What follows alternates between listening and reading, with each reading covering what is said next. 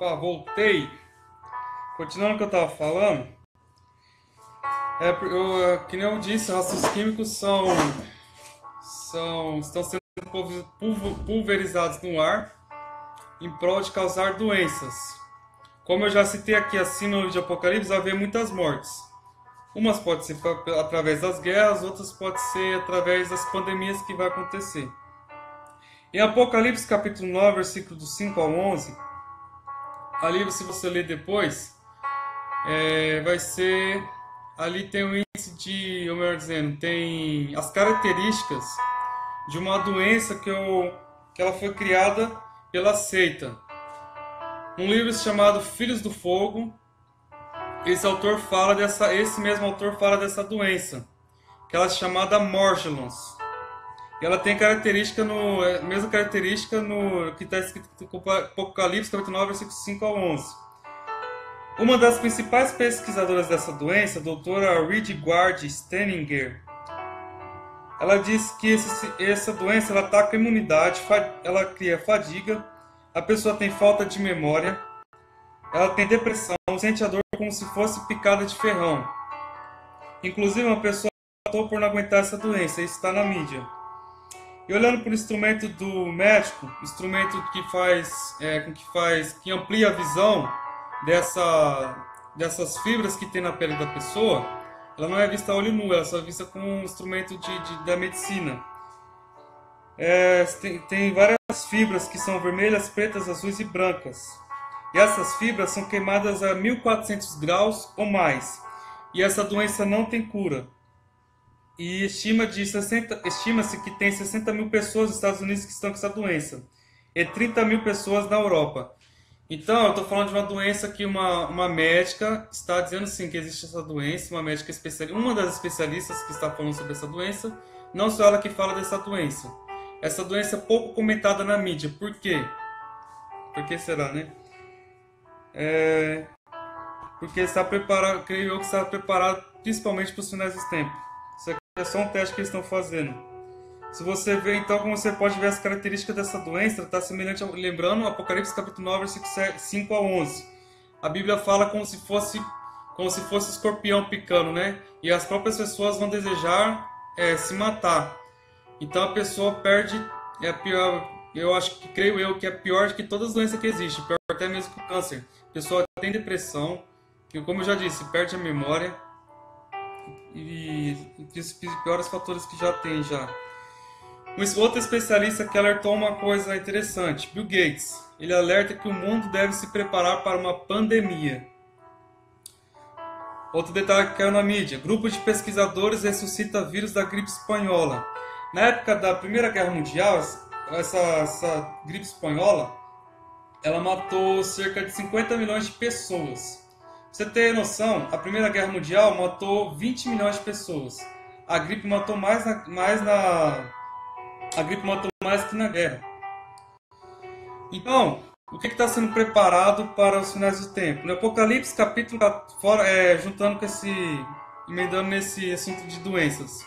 Apocalipse, capítulo 14, versículo 9, fala do sinal da besta na testa ou na mão. Apocalipse, capítulo 13, versículo 16 e 17, fala que ninguém irá poder comprar ou vender sem ter o sinal da besta. Qual seria o sinal da besta? Ela vai ser colocada na testa ou na mão. Então já tem um biochip já que estão criando. Foi a Motorola que criou. E um dos patrocinadores, olha só quem está patrocinando. É o Lucifer Enterprise. Não sei se eu falei certo em inglês aqui, não sei falar inglês. Português significa Lucifer Empreendimentos. É claro que o nome dele não é mais Lucifer, porque Lucifer significa anjo de luz, agora o nome dele é Satanás. Devia ser Satanás Empreendimentos. Mas tudo bem. Um dos patrocinadores do chip é Lucifer Empreendimentos. Esse chip é criado para quê? A Bíblia fala que ninguém vai comprar ou vender sem esse chip. Então, esse vírus que vai ser alastrado durante a tribulação, muitas pessoas vão ter o risco de ficar doente.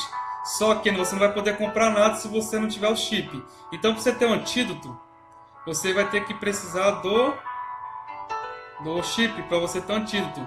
Se não, o que vai acontecer? Provavelmente você vai morrer. se você não tiver o antídoto. Só que eu tenho uma palavra final para você não ficar na grande tribulação, você se preparar sim para a volta gloriosa de Jesus. Outra coisa que está colaborando para isso. A FEMA. O que é a FEMA? É uma empresa, se não me engano, uma empresa que tem lá nos Estados Unidos. Ela se chama, em inglês significa Federal Emergency Management Agency. Ou seja, é uma federação de emergência, é uma federação da agência de emergência, Federação da Agência de Gestão de Emergência. Ela simplesmente foi criada para tentar solucionar problemas de catástrofes, como terremotos, vulcões, etc. Até agora eu não vejo ela fazendo nada disso. É muito fácil para um cientista conseguir prever terremoto, conseguir onde vai ser o terremoto, quanto que vai acontecer. É muito fácil para um cientista saber quando que vai acontecer o vulcão, na onde, a que momento, a que horas. Ele dá para avisar o povo antes, mas no momento eles não estão fazendo nada disso. Mas interessante, eles estão criando caixões de concretos. Esses caixões cabem 3 adultos e uma criança, ou seja, 4 pessoas no total. Só nos Estados Unidos tem cerca de 5 milhões de caixões. Então, por que eles estão criando esses caixões de concreto? Lembra que eu falei da gripe espanhola? Então, eu não sei se no final dos tempos, no tempo da tribulação, vai ter o vírus da gripe espanhola. Mas eu usei esse exemplo porque a gripe espanhola matou muita gente em pouco tempo. E também esse vírus, ele não pode, se ele se alastrar na Terra, ele vai continuar passando a doença. Então a tendência, ou melhor dizendo em minhas palavras, esse vírus não morre. Então se esse vírus não morre, as pessoas vão ter que ser... Quando as pessoas morrerem com esse vírus, vão ter que ser na onde? Vão ter que ter um caixão específico para isso. Não é à toa que a FEMA já está preparando para isso. A plataforma para os finais de tempo está sendo montada. O anticristo tem seu reino contado. Aqui eu falei sobre o reino do anticristo. Eles estão se preparando. Eles acham que vão estar escondidos no bunker durante a Terceira Guerra Mundial, se acontecer isso, ou durante as pandemias que podem acontecer. A Bíblia fala que vai ter várias pestes. Mas os dias do anticristo estão contados. Eu falei que são 3 anos e meio, né? 2 Tessalonicenses, capítulo 2, do 5 ao 9, fala: E então será revelado o iníquo, a quem o Senhor desfará pelo sopro da sua boca. A vinda desse iníquo é segundo a eficácia de Satanás, com todo o poder e sinais e prodígios da mentira. Então, Deus, os satanistas se consideram o dono da cocada preta. Tanto que eles têm um lema deles, que está na Bíblia satânica, que é poder aos fortes, morte aos fracos, poder à força. Então eles acham que matam sem dó, né? Pois é, Deus vai fazer, eles acham que são invencíveis, que são poderosos, que são fortes. Que eles matam sem dó, que eles são cruéis, que eles são orgulhosos, que eles são arrogantes, que eles acham que são dono da cocada preta. Assim como também Satanás tentou a Jesus, dizendo que tinha toda a glória desse mundo. Qual a glória desse mundo? Ele oferece poder, riqueza e fama. Isso ele pode ter oferecido para, inclusive, Katy Perry, que falou que fez o pacto. Ele pode ter oferecido para as pessoas famosas. Lembrando que nem todas as famosas fez aliança com Satanás. Tem pessoas que têm dom, um talento. Então, por esse talento, ela conseguiu, às vezes, ser um cantor e tal. Mas tem pessoas, sim, que fizeram um pacto com Satanás. E eles se acham invencíveis. Só que simplesmente Deus vai soprar e vai cair por terra. No Apocalipse, capítulo 17, versículo 14, fala que guerrearão contra o Cordeiro. Quem que vai guerrear contra o Cordeiro? Se você ver no contexto, vai ser o povo do anticristo, a seita do satanismo. E o Cordeiro os vencerá. Porque é o Senhor dos senhores e o Rei dos reis, vencerão também os que estão com ele, chamados eleitos e fiéis. Então nós sabemos que o Cordeiro vai vencer. Quem é o Cordeiro? Aqui em simbologia de Jesus Cristo. Jesus Cristo, quando morreu na cruz, é a simbologia do Cordeiro. Cordeiro que tinha que ser um animal puro, limpo, no sentido de que não podia, simbolizando não tendo pecado. Jesus foi o único homem na terra que não teve pecado. Ele deixou a glória, saiu da glória de Deus e se veio aqui na terra se tornar homem para ganhar um homem. Em Apocalipse capítulo 14, versículo 8, um segundo anjo seguiu dizendo: Caiu. caiu. A grande Babilônia, que a todas as nações deu a beber do vinho da ira da sua prostituição.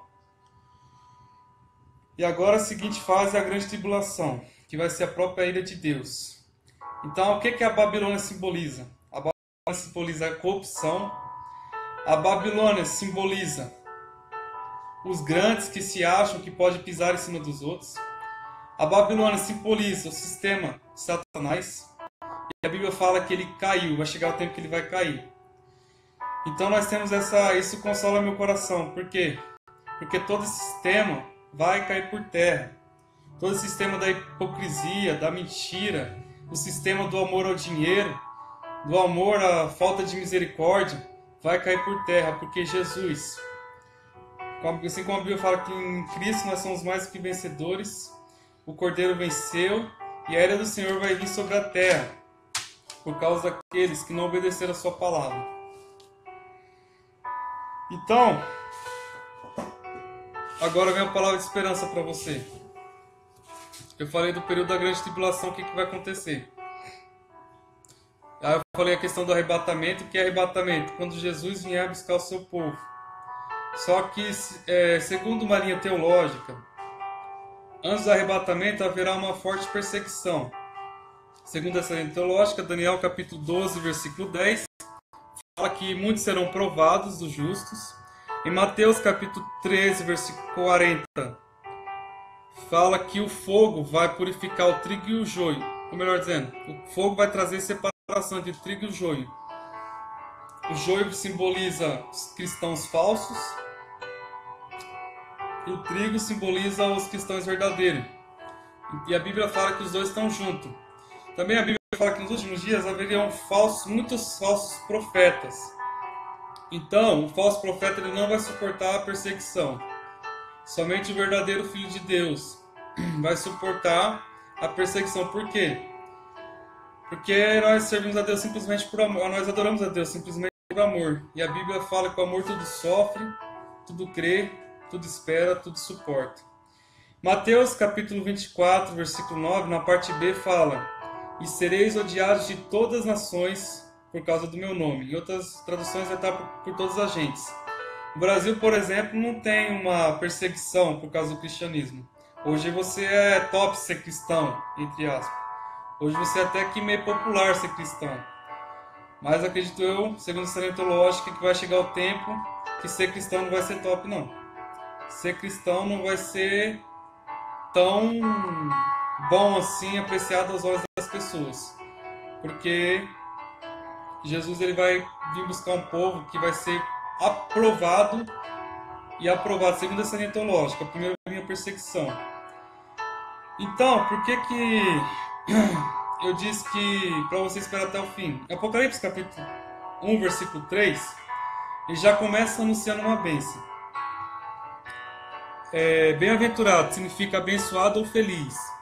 Aquele que lê e os que ouve as palavras dessas profecias e guardam as coisas que nelas estão escritas, porque o tempo está próximo. Então ele já começa anunciando: bem-aventurado aquele que guarda os mandamentos, ou seja, outras palavras, aquele que guarda os mandamentos de Deus. A Bíblia fala que aquele que ama a Deus guarda seus mandamentos. Então se você diz que ama a Deus e não guarda os mandamentos, a Bíblia fala que você é um mentiroso, se você não obedece a palavra de Deus. E nós acreditamos que o arrebatamento vai acontecer antes desse período que eu expliquei para você da tribulação. Por quê? Apocalipse capítulo 3, versículo 10 fala: como guardaste a palavra da minha paciência, também eu te guardarei da hora da tentação que há de vir sobre todo mundo para tentar os que habitam na terra. Então nós temos essa palavra fiel que possa dar esperança para nós, os verdadeiros filhos de Deus. Também no capítulo 1, o Apocalipse fala da igreja, as mensagens às igrejas, as 7 igrejas, né? No capítulo 1 ao capítulo 3, que é direcionada diretamente para a igreja. Só que a tribulação começa depois do capítulo 4, vai até o capítulo 19. Interessante que não se fala mais da igreja nesse período, no capítulo 4 ao capítulo 19. Só vai falar na igreja lá no capítulo 19. E lá nesse capítulo 19 fala que a igreja está no céu.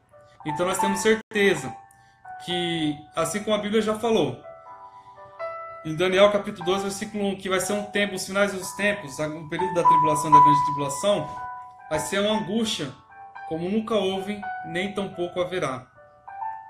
Mas nós sabemos que nós não vamos passar por esse tempo, porque Deus vai arrebatar a sua igreja antes.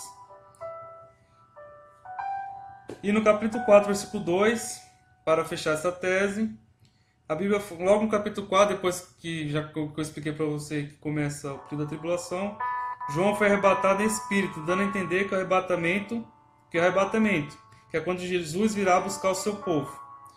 O arrebatamento explicando, não dá para ler tantos versículos, mas o arrebatamento está escrito em Daniel capítulo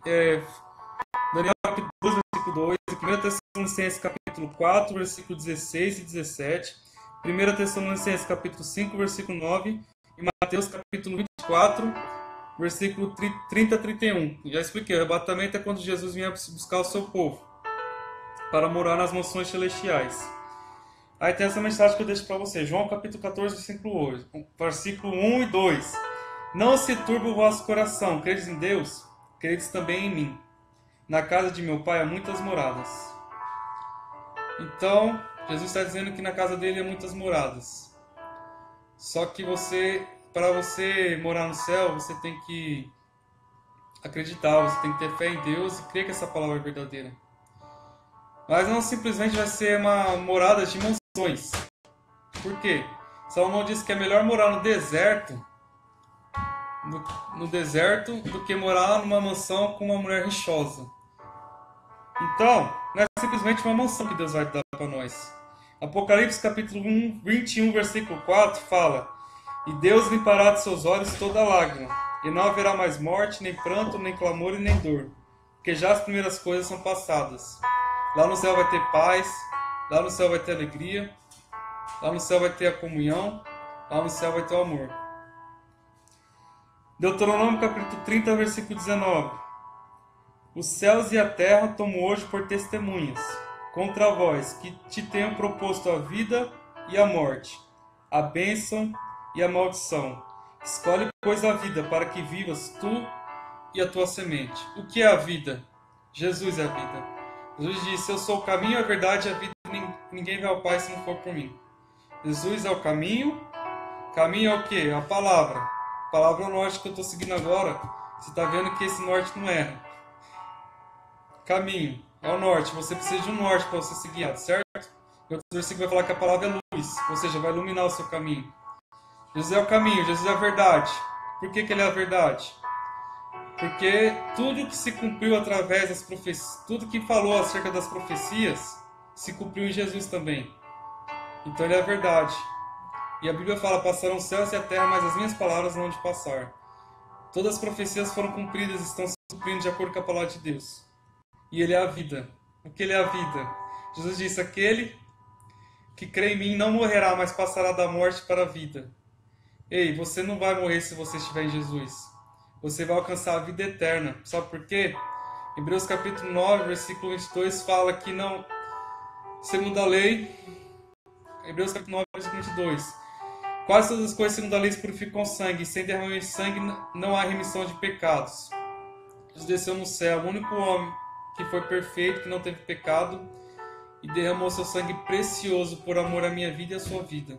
João 3,16, porque Deus amou o mundo de tal maneira que ele entregou o seu único filho, para que todo aquele que nele crê não pereça, mas tenha vida eterna. Então, para que você tenha essa vida, você tem que obedecer a palavra de Deus, seguir os mandamentos.